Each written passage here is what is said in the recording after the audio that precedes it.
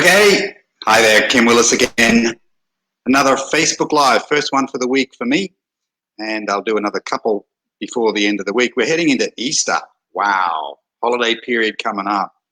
And yeah, so I've got some good projects happening, and I'm not going away. It's too busy out there, and go to the beach. It's going to be too damn busy. So many people are flocking to the beach already. I'm in Cambodia at the moment, and boy, the beaches are absolutely full on with people. Just way too much for me to handle. So I'm going to stay home and work on a few interesting projects. What about yourself? Yeah, what are you going to do over the Easter break? All right, now I've got a great topic here, and it'll be a short one. Won't be a long topic. Called the big audience myth. Yeah, why you don't need a big audience to generate leads and make sales. That's the byline. Why you don't need a big audience to generate leads and make sales.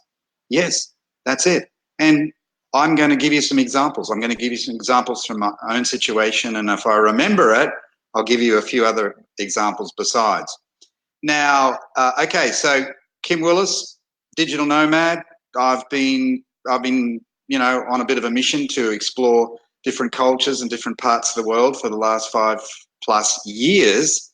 And it has been made possible because I make my money online.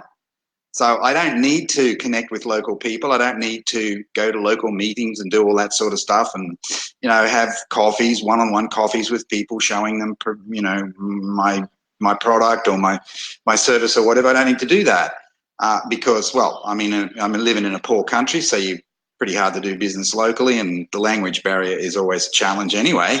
So I do my business online, and I've been doing it online since 2006. And after I crossed the first $1 million threshold in commissions paid, I was an affiliate marketer, by the way. I decided to look more at training, develop my own training side of things. I wasn't going to do it. I wasn't going to do it till I had walked the talk and, proven to myself and to others that, hey, what I teach, I've actually done, right? And there's a lot of coaches and trainers and people like that out there that, well, I don't think they really do walk the talk. Okay. So look, marketing is an interesting game. It's an interesting topic. It's an interesting industry. I've been fascinated by marketing for a long time because, well, I don't know. It's fascinating to me why, what a person will buy this product or this service versus another product, another service, similar, very similar, maybe almost identical product. Yet why do they buy the first one versus the second one? Why do people buy an iPhone versus a Samsung or vice versa? Now, iPhone, they're a little bit of gloss taken off their brand, a little bit of luster taken off their brand in recent years, but they were seen as the big time innovator, weren't they?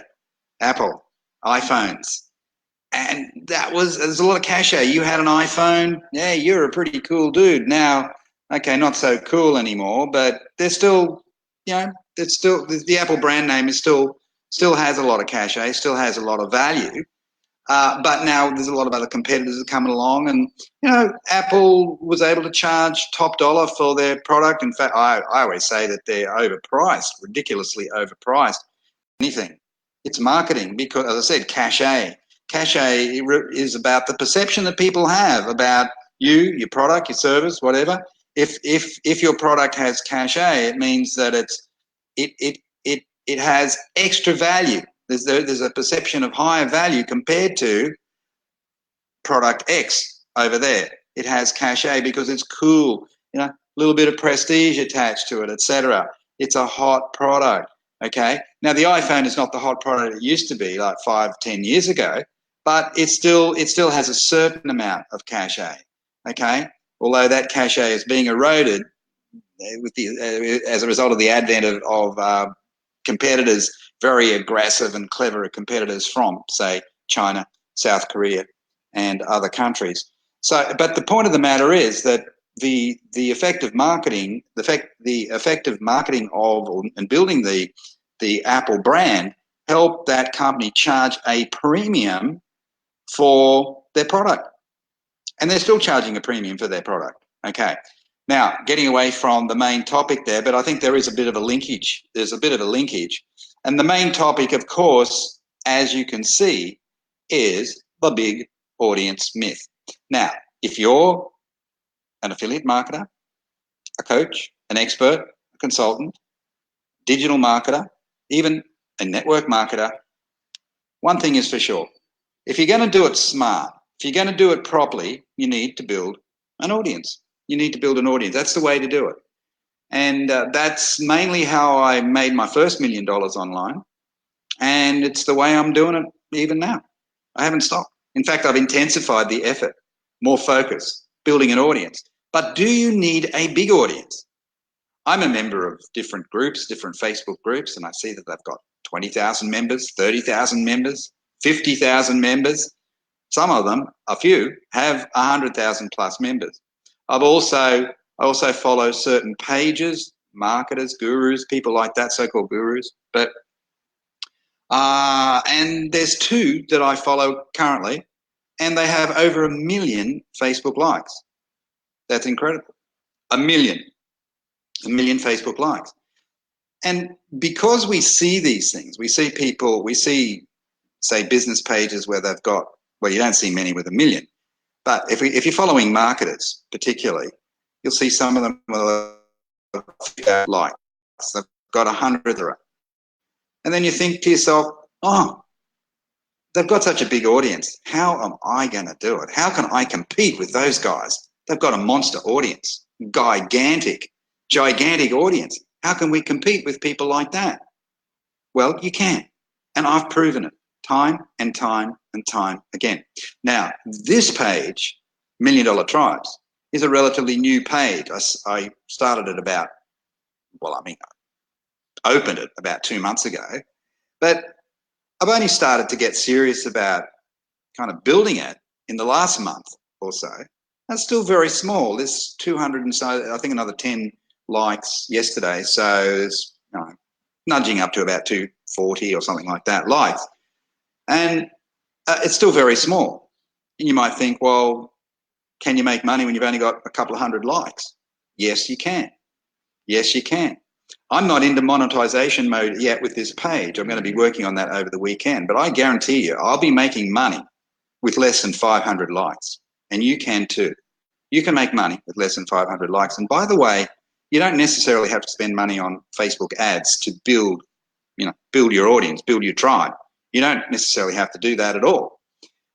You can, if you get a little bit of organic reach happening, if you increase the organic reach from the post that you put onto your Facebook page, you may find that some of the people that see your post and like your post aren't page likes yet. They're not even fans yet, right? Because Facebook will show, I've had that happen already with my Facebook Lives, with some of them.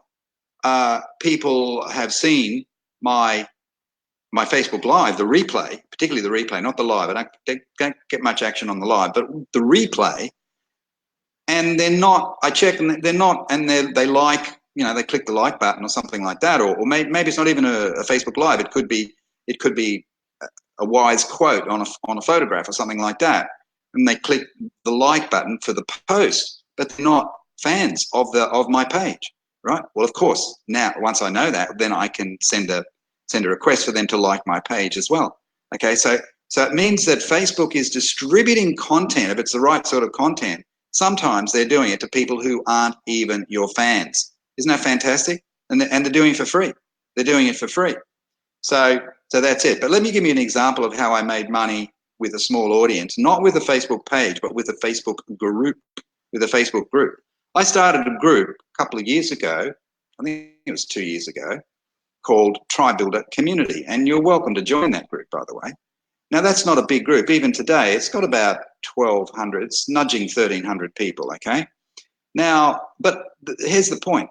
I made money with that Facebook group when I had about a bit less than 50 members in the group. 50. Just 50. See, I made money, and I made $25,000 or $27,000. It was under 30,000, but it was well above 20. Okay, that's US dollar. Now it helped that I knew these people beforehand. They were Facebook friends, and I had a bit of a relationship happening with those people, and that's part of tribe building, the relationship. So they happily joined my new group, and then I ran a little promotion through the group to the group, and wow, they ended up buying a bunch of stuff. They bought some big ticket offers that I had. Okay, $25,000 or $27,000. I can't remember which, because I got another group where I made 20 similar amount. I always get them mixed up, right? So, but let's say worst case it's $25,000 in the first month. Less than 50 members in the group. That's one. That's one example. I made money on my personal profile when I started using my Facebook personal profile for business, doing it properly in May of 2016. So what's that? 3 years ago. May 2016. And I made money. It wasn't $25,000, I can tell you that. It was hundreds, not thousands or tens of thousands. It was just a few $100s, but it doesn't matter. I made money from my personal profile from a small audience. Okay, I've got almost 5,000 friends, but most of the friends never see my content. Only a very small percentage see my content, particularly back then when I didn't really understand Facebook reach properly. But I started posting some useful and highly relevant content. That was one of the big changes that I made with my personal profile. And it was non-pitchy, so there were no links, nothing like that, right? And so I started to build the engagement a little bit. And I also started talking to people on Facebook Messenger, doing it properly. Most people don't do it properly. And so I had a relatively small engaged audience, certainly less than 100 people. Yet by the end of the month, not only had I generated leads, but I made some sales. Now, only small sales, as I said, only made a few $100s. No big deal. But it acted as validation, a huge confidence boost. I didn't care so much about the money. No, it's petty cash, right? But look, if you started on a free organic strategy and within that first month you made a few $100s, even if it was only 200, you'd be pretty happy about that, wouldn't you? No money spent on ads, and look, it's a beginning. It's a beginning. It represents a good start. So you'd be happy with that. And then who knows what might evolve from there, what might flow from those initial sales, okay? So they're only small sales, the ones that I did. They're only small, but I made a number of them, and I made them, well, it started by generating a lead using my Facebook lead generation posting strategy, okay? And then once I had the lead, once people said in the comments box that they were interested, then I'd reach out to them on Facebook Messenger, had a bit of a chat to them, find out why they're interested, etc. But think about it. I had people leaning forward to me. They became a lead. That's pull marketing, not push marketing. That's pull marketing, right? So my post, my lead generating post, created a response, inbound leads. That's what you want. Sorry, I've got the laptop on my feet at the moment, so I should have put it on a little table. I'll do that next time. Yeah. So the point is that if you can get people to lean forward and make an inquiry, become a lead for you, that's better than you pitching people and hustling people and creating a different perception in their mind about you. See, if you could get them to come to you, get them to lean forward, put their hand up and say, hey, I'm interested in that. Tell me more. That's better. Psychologically, that's better. It's better for you, and it's great for them. It helps to create posture in the mind of the prospect. They have more, perhaps, respect for you. You have more posture, and posture is really important. I'm talking about psychological posture. I'm not talking about this kind of posture where you might be leaning like that, you can't stand up straight. All right? I'm talking about mental posture. right? This is a mental game. This is psychology at work here. So we want posture. And if you can get more people to lean forward, that's awesome. And you're just doing it with words. That's what, oh boy, that's what I love creating content. I just love it. And I feel sorry for people that don't love creating content, because it's the science and the art of putting words together, words that everybody else has access to, putting words together into some kind of a format that gets a person to react. And they might react if it's a lead generating kind of piece of content, okay? They react, become a lead for you. If it's just an engagement producing piece of content, okay, they engage, they click the like button, they make a good comment, etc. Okay, it's not a lead getting post, but at least they're engaging, that's good. And sometimes when they make a comment, they reveal a problem that they have, and your product, your service, your offer may be able to solve that problem. So what would be the next smart thing that you'd do? You'd reach out to them on Messenger, wouldn't you? And say, hey, John, I noticed that you did this. You said this in response to my post. You said this, and I just thought, look, I may be able to help you a little bit. I'm not sure, but I may be able to help you. Can I ask you a question? Then you ask them some kind of a question, right? So it's just common sense stuff. It's pretty simple, but you don't need a big audience. That's the point. You don't need 20,000 followers. You don't need 100,000 followers. Let go of it. It's too intimidating, and it's not that important anyway. I know people have got more members of their Facebook group. They've certainly got more followers on their or likes on their Facebook business page. Yeah, they don't make as much money as I do, right? So small numbers, the power of small numbers. Think about it. Okay, who we got here? Oh, that looks like Mick. Don't see your name, mate. Oh, yeah, there it is. Yeah, hi, Mick. How you going? Mick from Canada. I think you're from Ontario. Is that right? Yeah, I think so. From memory. Correct me if I'm wrong. Yeah, so okay, so that's the point. It's a very simple point. I've illustrated it with a couple of examples. I've got other people, like I trained a lady last year, name's Connie. She's taken a health sabbatical at the moment, but she will be on this. Well, she talks to me regularly. And in fact, she talked to me on the weekend. And I trained Connie, and she had a very small audience. Like, she already had a Facebook group, and I think from memory, she had 20 people in that group, and it was as dead as a doornail, a dormouse, right? Is that the right term, the right phrase, the right saying? Anyway, it was dead, very dead. She let me have a look at it, and there was no engagement at all. So we can't even call that an audience, can we? We weren't looking for an engaged audience, okay? So we kicked off again, and I helped her create a new design, new wordings, new description for the group, and I'll get the messaging right. So important. And then I taught her some other things, and she got started. And you know something? She started adding some new people to the group, and she got it up to about 40 plus people quite quickly within a week or so. You know something? She started to make some sales. She started to make some sales, and she made one sale. Then a day or two later, she made another sale, then another, and then another.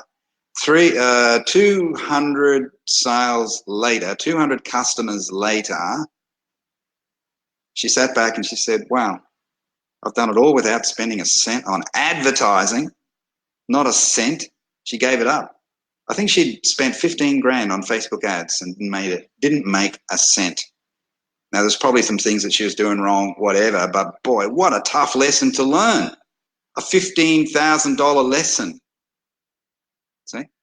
So yet she uses my method, my small audience method, my engagement methods, etc., building small tribes, small engaged audiences, etc. And within the first month, she was making money, she was making sales, new customers coming on board. That's Connie Kachir. And many other stories like that besides, from other people that have embraced and taken up these tribe building strategies, audience building strategies, building small boutique audiences. That's all you need to do. Do not get intimidated. Don't get intimidated when you see these other people who've got monster audiences. But you know something? When you look at some of those groups, that they're in. Like I'm in a group, and he's got 30, just about 31,000 members in his Facebook group. Yet you look at the engagement rates, in other words, likes and comments, as a percentage of the total number of members, and it's far worse than my small groups. Far worse. It's infinitesimally small percentage of people who are engaging in his group. Okay, so I think the law of diminishing returns sort of kicks in when you have a big group. The law of diminishing returns, and the people like to be involved with smaller communities more often than not. Just like translate this to the real world, the physical world. Okay, people love small communities out there in the suburbs. They like to plug into small communities. Whereas a big city, a city of, I don't know, 2 million people or 10 million people or more, okay, that's kind of scary. And that's like a big Facebook group where there's 100,000 people in the group, right? But a small group, a small community of 500 people, even 100 people or 1,000 people, something like that, that's good. People don't feel as intimidated. They're more likely to engage. So the percentage, like I check my Tribe Builder community group, not, in February, the month before last, I checked the Tribe Builder community group, and the engagement level was almost 50%. Engagement being defined as views, likes, and comments. Not shares, because you can't share in a Facebook group, but views, likes, and comments, right? It was almost 50%, it was like 49.2% or something like that, all right? Now, that's way higher than the vast majority of Facebook groups out there. Now, would I like to get it higher than 49 point whatever percent? Of course, I would. But I'd love to get it up to 100%, but I don't think that's going to happen, because you're always going to have sleepers, people that just do nothing, right? That's just the way it is. But look at it like a city. You've got the city as a whole, then you've got suburbs, and then you've got communities within the suburb. And that's the way you ought to think about it. You can get more engagement, more intimacy with smaller groups. So don't be intimidated. Start building your tribe. Start building your tribe. Start building your warm audience. Even 10 people is good. 20 is better.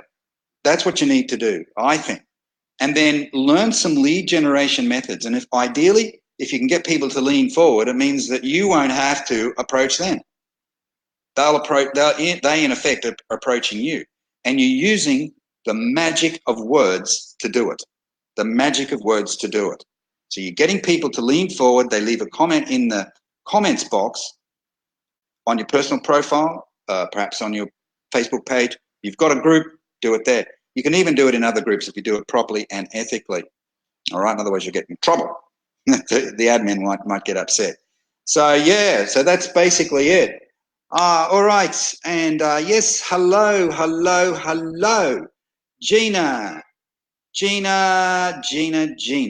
from the Philippines, Mick from Canada, coming for the replay, my friend. I'm hosting right now. Okay, well, I don't get involved with that. Okay, so that's basically it, folks. You do not need a big audience. No, you don't. You can make money with less than 100 people, even less than 50 people. Of course, you want to grow your audience. That's, and particularly if it's a Facebook page. Facebook group, I'm not so convinced that you need to have, that you should be continually growing a Facebook group, or have an aspiration to get to 10,000 members in your Facebook group. I don't think it's that important. Facebook page, okay. My Facebook page, this $1 million tribes, sure. I want to get it to 1,000 followers, 1,000 likes, and then ultimately to 10,000. But because a page is different to a group. A group is more like a community. So I still like the idea of smallish communities, perhaps certainly under 5,000, maybe under 2,000. And as I said, you can make money with well less than 1,000 people, even less than 100. I've done it, and I've done it several times. All right. So there's the topic for the day. And I hope it gives people hope, particularly if you're kind of a newbie, you're struggling, you don't know which way to turn, and you're lacking confidence, you're lacking belief, and you're thinking, oh, gee, How can I compete with the big guys? How can I do that? Well, I hope this message today gives you hope that yes,